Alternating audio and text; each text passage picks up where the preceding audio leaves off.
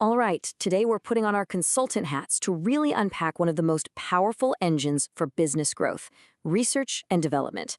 We're not just going to define it, we are going to build a complete strategic framework so you can see exactly how the world's best companies use it to win.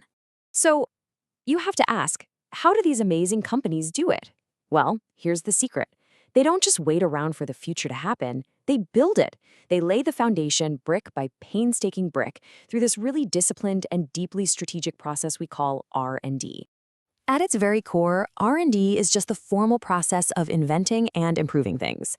Think of it as the engine room of a company, right? It's where brand new ideas are forged, they're tested, and then they're transformed into the products and services that end up defining entire markets. To really get our arms around this, we've broken this deep dive into 5 parts. First, we'll hit the R&D imperative, basically the why. Then we'll unpack 3 different models of innovation. After that, we'll look at the high-stakes business case, the financials, and finally, how you actually execute on a strategy. By the time we're done, you'll have the complete picture. Okay, so let's jump right in with part 1, the R&D imperative. To really get why this is so important, you have to understand that R&D isn't just some nice-to-have anymore. In today's economy, it's an absolutely non-negotiable part of your strategy. So the first and probably most critical principle is this. R&D is a long game. It's fundamentally different from almost everything else a company does. This is not about hitting next quarter's sales target. No, this is about making sure the company even exists 5-10 years from now. That is a huge mindset shift. So what do you get out of it? Well, a successful R&D program delivers these incredibly powerful strategic outcomes. It creates what consultants love to call a moat around your business. And it's not just about one new product, it's about generating patents, figuring out where the market is headed next, making your own operations way more efficient, and crucially, making sure you don't have to go out and buy your innovation from somebody else down the line. Okay, so now that we've got the why, let's break down the what. If R&D is all about building that strategic moat, what are the different ways you can actually build it? To look at this like a top-tier consultant, we're going to use a really powerful framework to dissect R&D into 3 distinct models. We're going to use a classic consulting principle here called MEIS. It stands for Mutually Exclusive and Collectively Exhaustive. Now that sounds way more complicated than it is. Basically, it just means we're going to slice up the problem into distinct pieces that cover all the bases, but with no overlap. The best analogy? It's like slicing a pizza, right? Every slice is its own thing, but together they make the whole pie. For R&D, this gives us 3 perfectly clean slices. So at the highest level, you can draw a really clear line between 2 types of research. On one side, you've got this pure pursuit of knowledge, just asking, what if, without any product in mind? And on the other side, you've got research that's aimed at a very specific commercial target. This distinction is really the starting point for our whole framework. Our first model is basic research. Think of this as the pure science stuff, the kind of work you might see in a university lab. It's really research for the sake of research.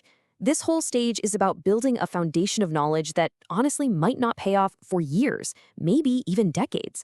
But it has the potential to lead to those truly massive breakthrough discoveries. Next up is applied research, and this is where science really starts to meet commercial reality. It's the bridge, you know? It connects a fundamental discovery to an actual marketable idea. The teams working here take all that knowledge from basic research and they point it directly at solving a specific problem or developing a new product with a very clear purpose.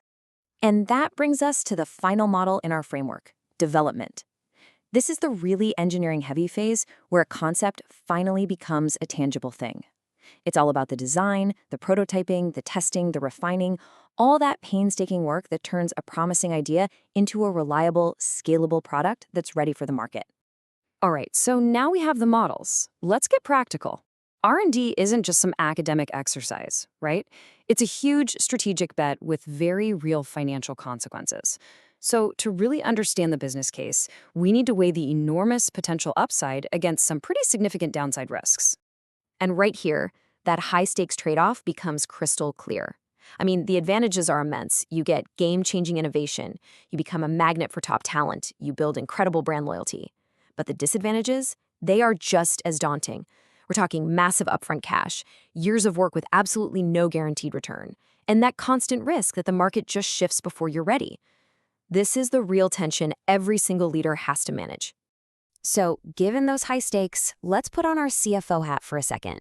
How do these massive, risky investments actually show up on the bottom line? Understanding the financial blueprint is absolutely crucial if you're going to make smart R&D decisions. This brings us to a really key accounting distinction. Think of it this way. Most of your R&D spending, stuff like salaries, is treated as an immediate cost, an operational expense that lowers your profit for the year. But sometimes, if you buy, say, a piece of lab equipment that has a long-term use, that cost can be capitalized. It's treated like a long-term asset that holds value over time, kind of like a building or a company car. Now, to soften that financial blow and actually encourage innovation, governments often step in with some pretty big incentives. In the US, for instance, there's a powerful R&D tax credit that got even better recently. Qualified businesses can now claim up to $500,000 a year directly against their payroll taxes. For a startup or a small business, that is a huge deal. And you know what? Getting this credit is surprisingly straightforward. The absolute key is just meticulous documentation of all your qualifying expenses. Once you have that, you file one form with the IRS, Form 6765. It's a two-step process that literally turns a chunk of your innovation spending into a direct dollar-for-dollar reduction in your tax bill. All right, let's bring this all home. We've got the theory, we've got the models, we've got the financials. So now, how do you actually execute an R&D strategy effectively? Well, it all starts by asking the right questions before you commit a single dime. Before you spend any money, a really solid R&D plan has to clearly address these four critical factors. You need a razor-sharp objective. You need a realistic budget and a realistic timeline. And probably most important, you need a very sober assessment of the risks and a clear-eyed projection of the potential return on that investment. Without these things, you're not investing, you're just gambling. If you want to see what true commitment to R&D looks like at the highest level, you don't have to look any further than one of the world's most innovative companies. I mean, think about it. When a company spends more money inventing the future than it does actually selling its current products, that tells you everything you need to know about its priorities. And that commitment? It has a number, nearly $30 billion, with a B, in 1 year. That is just a staggering figure. And it's the clearest possible signal from leadership about where they believe real growth and, frankly, survival comes from. It's not coming from the marketing department. It's coming from the lab. And that really leaves us with a final thought. In a world that is defined by constant disruption, a well-funded, strategically aligned R&D program isn't a luxury anymore. It's the price of admission to the future. It's the ultimate bet on your own relevance. So the real question for any leader isn't if you should make that bet, it's how you plan to win it.